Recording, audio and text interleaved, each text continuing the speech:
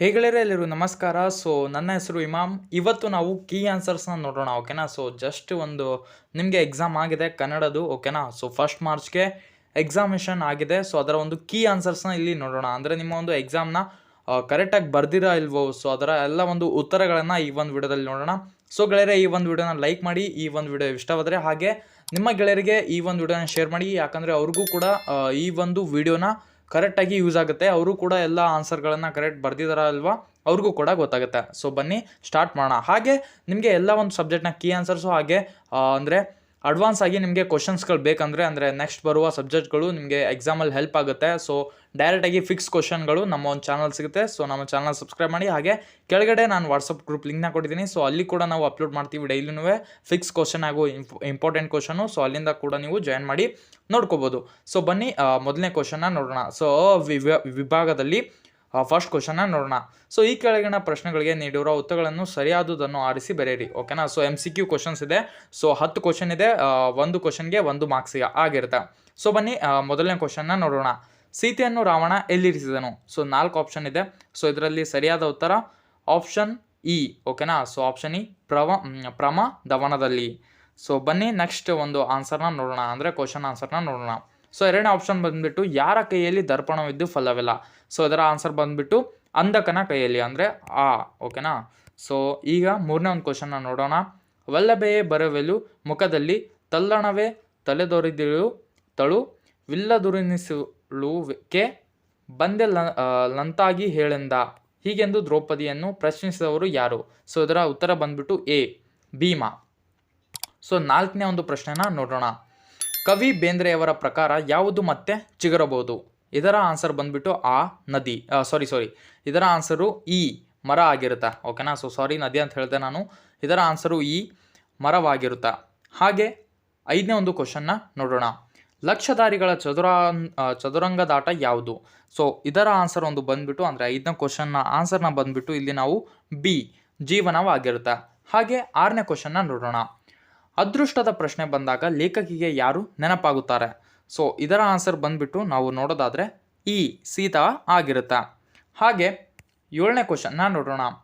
ಇದೆಲ್ಲ ಸಾಕು ಮಾರಾಯ, ಯಾವತ್ತೂ ನಮ್ಮ ಮುಸುರೆ ಪಾತ್ರೆಗಳನ್ನು ನುಂಗುದ ಹೊಳೆ, ಇವತ್ತು ನನ್ನಪ್ಪ ಮದುವೆಯಲ್ಲಿ ಕೊಟ್ಟ ಬೆಳ್ಳಿ ಲೋಟವನ್ನು ನುಂಗಿತನ ಎಂದು ದಣಿಪತ್ನಿಯು ಚೀರಿದ್ದರ ಅರ್ಥವೇನೆಂದರೆ?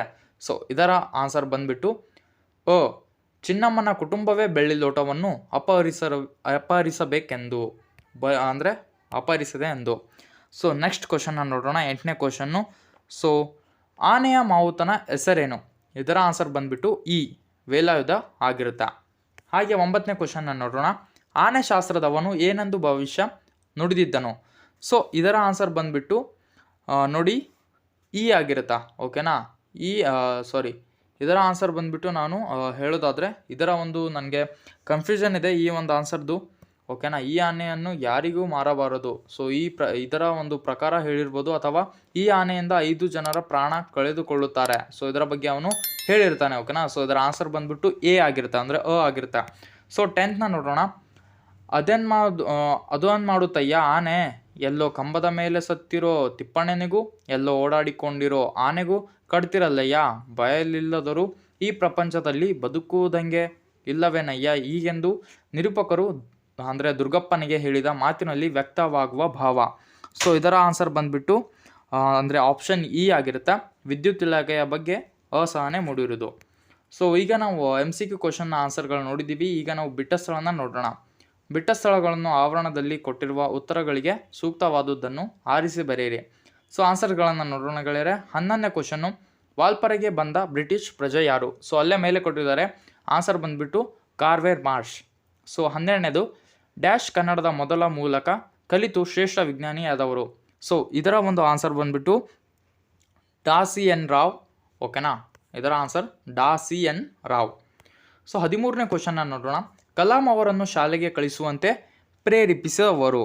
ಸೊ ಇದರ ಆನ್ಸರ್ ಬಂದ್ಬಿಟ್ಟು ಇದರ ಆನ್ಸರ್ ಏನಿದೆ ಅಂದರೆ 13ನೇದು ಶಿವಸುಬ್ರಹ್ಮಣ್ಯ ಅಯ್ಯಂಗಾರ್, ಓಕೆನಾ. ಸೊ 14ನೇ ಕ್ವಶನ್ನ ನೋಡೋಣ. ಕನ್ನಡವು ಕಸ್ತೂರಿ ಅಲ್ಲವೇ ಎಂದವರು ಯಾರಪ್ಪ ಅಂದರೆ ಮನೋರಮೆ. ಸೊ 15ನೇ ಕ್ವಶನ್ನು. ಡ್ಯಾಶ್ ಎಂಬುದು ಲೇಖಕರು ಹೇಳಿದ ಹಳ್ಳಿಯ ಹೋಟೆಲಿನ ಹೆಸರು? ಸೊ ಇದರ ಹೆಸರು ಬಂದ್ಬಿಟ್ಟು ಅಂದರೆ ಚಂದ್ರಭವನವಾಗಿರುತ್ತೆ. ಹಾಗೆ ಇಲ್ಲಿ ನಾವು ಬಿಟ್ಟ ಸ್ಥಳನ ನೋಡಿದ್ದೆವು. ಈಗ ಹೊಂದಿಸಿ ಬರೆಯಿರಿ ಪ್ರಶ್ನೆಗಳ ಆನ್ಸರ್ಗಳನ್ನು ನೋಡೋಣ. ಸೊ ಅ ಪಟ್ಟಿ ಹಾಗೆ ಬ ಪಟ್ಟಿ ಅಂತ ಇದೆ, ಅಂದರೆ ಎ ಆ್ಯಂಡ್ ಬಿ ಪಟ್ಟಿಗಳು. ಸೊ 16ನೇ ಒಂದು ಕ್ವಶನ್ ಏನಿದೆ ಅಂದರೆ 16ನೇ ಹೊಂದಿಸಿ ಬರೆಯಿರಿ ಜಾಲಿಯ ಮರದಂತೆ. ಇದರ ಒಂದು ಆನ್ಸರ್ ಬಂದುಬಿಟ್ಟು ನೋಡಿ ಪುರಂದರ ದಾಸರು ಆಗಿರುತ್ತೆ, ಅಂದರೆ ಆಪ್ಷನ್ ಇ ಆಗಿರುತ್ತೆ. ಹಾಗೆ 17ನೇ ಕ್ವಶನ್ನು ಹಬ್ಬಲ್ಲಿ ಅವರ ರಸಬಳ್ಳಿ.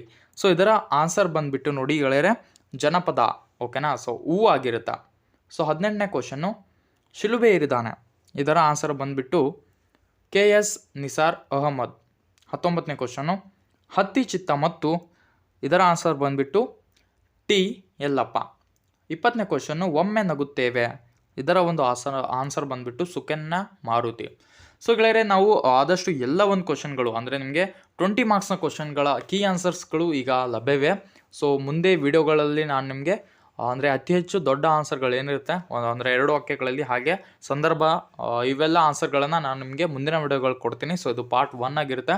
ನಿಮಗೆ ಮುಂದಿನ ವಿಡಿಯೋ ಬೇಕಾದರೆ ಪ್ಲೀಸ್ ಕಮೆಂಟ್ ಮಾಡಿ. ಹಾಗೆ ನಿಮಗೆ 20 ಮಾರ್ಕ್ಸ್ಗಳಲ್ಲಿ ಎಷ್ಟು ಮಾರ್ಕ್ಸ್ಗಳನ್ನು ನೀವು ಕರೆಕ್ಟಾಗಿ ಬರ್ದಿದ್ರಾ ಸೊ ಅದು ಕಮೆಂಟ್ನಲ್ಲಿ ತಿಳಿಸಿ ಅಂತ ಈ ಒಂದು ವಿಡಿಯೋನ ಮುಗಿಸ್ತಾ ಇದ್ದೀನಿ ಗೆಳೆಯರೆ. ಸೊ ಈ ಒಂದು ವಿಡಿಯೋನ ನಿಮ್ಮ ಗೆಳೆಯರಿಗೆ ಶೇರ್ ಮಾಡಿ, ಯಾಕಂದರೆ ಅವ್ರಿಗೂ ಭಾಳಷ್ಟು ಹೆಲ್ಪ್ಫುಲ್ ಆಗುತ್ತೆ, ಅವರು ಕೂಡ ಕರೆಕ್ಟಾಗಿ ಹಾಕಿದ್ದಾರೆ ಅಂತ. ಹಾಗೆ ದಯವಿಟ್ಟು ನಿಮ್ಮ ಒಂದು ಕಮೆಂಟ್ನ ತಿಳಿಸೋದನ್ನ ಮರಿಬೇಡಿ.